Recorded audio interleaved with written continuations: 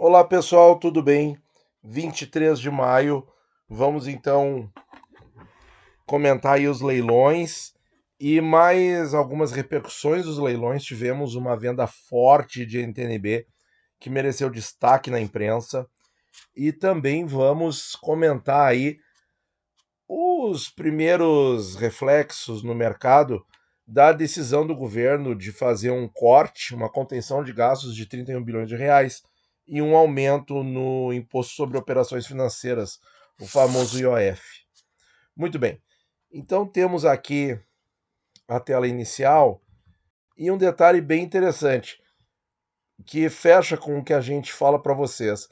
Lembram que a gente sempre cita isso, né, que os prefixados eles antecipam o que acontece nos tesouros IPCAs. Olha aqui o que aconteceu. Nós vemos vários títulos caindo forte, até um vale aqui, mais ou menos, cada um no seu prazo, e uma recuperação após. E os tesouros IPCAs ainda estão na fase de queda. Esse azul aqui é o de 3 anos. Ele já respondeu aqui estabilizando. Mas os outros ainda estão na fase de queda e certamente farão a recuperação, a correção, como os prefixados apontaram aqui. Outra coisa que eu gostaria de destacar é a emissão de títulos por 12 meses, que a LFT estava bastante desequilibrada nas últimas vezes que nós vimos aqui, nos últimos meses, e agora está se encaminhando para os 50%, já é visual isso aqui. Tá? Eu fiz a continha aqui, nós temos 5 bilhões de reais ainda acima dos 50% em LFT. Então eu acredito que isso aqui não vai ser difícil para o Tesouro conseguir equilibrar até o fim do ano. E qual foi o leilão que foi comentado aí na imprensa, pessoal? Foi o leilão de Tesouro IPCA na terça-feira, dia 20 de maio. Nós temos aqui o 2030 com oferta de 1 milhão de papéis na volta 1 e todos comprados, a taxa de 7,3 e 200 mil na volta 2, que é para a instituição dealer. Olha aqui, ó. Dealers, tá ali, tá? Nesse mesmo dia, 1,5 milhão de papéis para 35 e para 60 e vendeu absolutamente tudo na volta 1, pessoal. Na volta 2 não vendeu. Mas olha que interessante.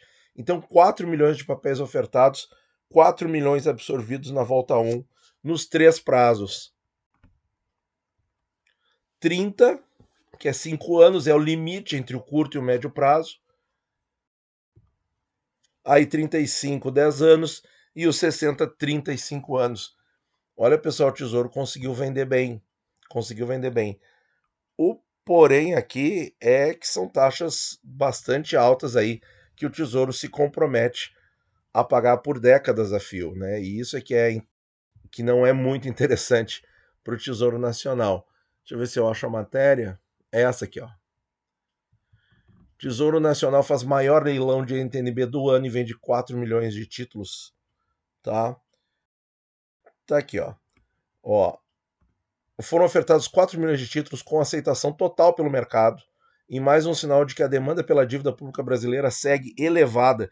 Então, pessoal, já que bom, né, que o Money Times publicou isso aqui, mostrando que muitos daqueles comentários, né, que eu tanto bati aqui no canal, né, de alguns influencers aí dizendo que o Tesouro não conseguia se financiar, não conseguia vender a dívida, tudo conversinha, tá? Tudo conversinha, consegue vender e muito, tá? E muito. Apesar de eu não considerar um momento muito propício para vender em TNB, né? Dadas as taxas.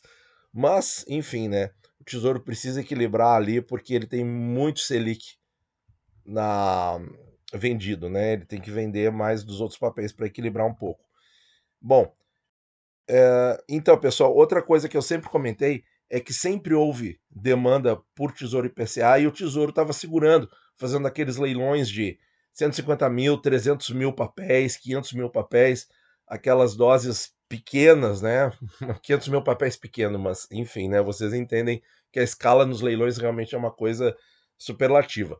Então, e eu sempre falava, olha, se o Tesouro ofertasse mais, eu acho que o mercado comprava, Então aconteceu agora no dia 20 com esses números vigorosos. Tesouro Selic, pessoal, mais uma vez, né, garantiu aí 14 bi, 12 bi só no prazo de 31 e também vendeu tudo 150 mil para 28, 750 mil para 31. Conseguiu vender aí o que precisava. Aqui nós temos a tentativa de recompra de 60 e 35 a NTNB, não vingou. E nos prefixados temos os pré-conjuros, 300 e 500 mil papéis, oferta pequena e vendeu tudo. E prefixados normais, só um aspecto aqui. Foi uma oferta grande, pessoal, também foi grande, foram 12 milhões de papéis. Só que o prazo para vencimento abril de 26 é o prefixado de um ano a 14,61. Olha aí, pessoal. Não vendeu. Por quê? Muito fácil. A gente junta as falas do Galípolo. A Selic vai ter que ficar mais alta por mais tempo. E esse título aqui, a 14,61, ele já está abaixo do CDI de hoje, que é 14,65. A Selic é 14,75, mas o CDI é 14,65. E esse prefixado, pagando 14,61, com o presidente do Banco Central tendo acabado de falar na mesma semana que a necessidade de manter a taxa Selic mais elevada por mais tempo, não faz sentido nem que o mercado tivesse comprado 350 mil papéis, mas comprou, né? Poderia ter micado 100% isso aqui, poderia. Faria sentido micar 100% esse papel. Já os outros prazos, tranquilo, ó. 5 milhões de papéis no 29. Eu venho destacando que esse prazo aí no prefixado para 29, o mercado está comprando como se fosse água, pessoal. Muitas compras do pré-29. Muito bem. Aqui nós temos então o total da semana com a vitória boa das NTNBs, 43% do volume financeiro, 17 bilhões de reais, frente a 14 bilhões de Tesouro Selic, quase 15, né? 14.910, e um volume expressivo dessa vez, pessoal, 40 bilhões de reais no leilão. Nós tivemos em fevereiro um leilão de 68 bilhões, tivemos depois disso um outro leilão na casa de 43, 45 bilhões, não me lembro certo, e esse agora, que foi o maior de vendas de NTNBs do ano, e provavelmente o terceiro maior em volume financeiro, com 40 bilhões de reais, pessoal. Muito bem, então, nos leilões não há problemas, pessoal. Não há problema de confiança, não há problema de dúvidas de receber pagamento, esse tipo de coisa, tá? Não tem a menor dúvida disso. Pelo contrário, os institucionais estão tentando aproveitar aí ao máximo esses prolongamentos de dívida que o Tesouro está fazendo com essas ofertas massivas de Tesouro IPCA. Muito bem. Antes de entrar no tópico aí do que aconteceu às 5 horas da tarde de ontem, quero trazer aqui o fechamento das taxas. Nós tivemos uma nova atualização às 16h37, com uma queda, pessoal. O prefixado 32 perdendo os 14%, o IPCA 40 chegando a 700 e o 50, que chegou a 698, 699, algo assim, voltando para 692. E alguns prazos, vários, né? De 40 para frente, todos os prazos do Renda Mais abaixo dos 7%. Então o mercado deu essa relaxada, o Tesouro corrigiu aí às 23 para 5. Mas, contudo, todavia, entretanto, no entanto, os fatores externos continuam na mesma, pessoal, tá? O mercado aqui é que resolveu dar uma relaxada. Mas vejam aqui como estão as taxas dos títulos americanos, ó. O vento que vem de lá não é bom. 5,08 no dia 21 e 5,05 na quinta-feira, nos prazos de 20 e 30 anos, e acima de 4,5 ainda no prazo de 10 anos. Então aqui a coisa continua. Bom, sobre o dólar baixou para 5,64 e depois das 5 da tarde voltou a subir para 5,67, é o que eu vi no Google, mas alguns canais de corretoras na internet, no YouTube, estavam dizendo que o dólar chegou a bater 5,70. Com as notícias aqui do governo. Aqui, ó. Congelamento, contingenciamento, né? Essa manchete aqui tá ruim, pessoal. O governo confirmou um contingenciamento de 20 bilhões e bloqueio de outros 10, totalizando uma contenção de 31 bilhões no orçamento deste ano, tá? Isso aqui são verbas de ministérios para cumprir o arcabouço fiscal. E também anunciou a elevação do IOF para empresas, previdências e operações de câmbio, tá?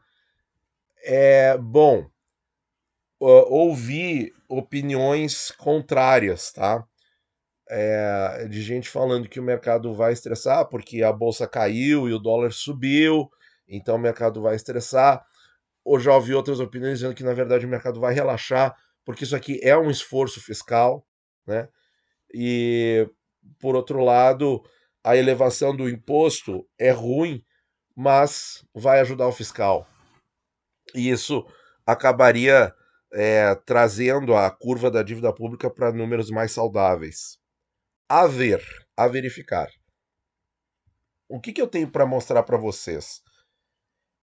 Vamos colocar os horários ali. A coletiva de imprensa foi às 5 horas, não? Foi por volta das 5 horas que o mercado tomou conhecimento dessas medidas. E o que o DI Futuro fez? Subiu um pouquinho e caiu. E ficou numa alta moderada de 0,60. Quer dizer, ele tinha feito uma boa queda até as 3:30 da tarde, aí recuperou e depois caiu de novo. Aí ficou aqui meio que estável, né? Numa elevação mais moderada, não tão alta quanto no começo do dia, que de manhã estava em 14%, mercado bem mais estressado. Então, isso aqui a conferir. Qual é a minha impressão, pessoal?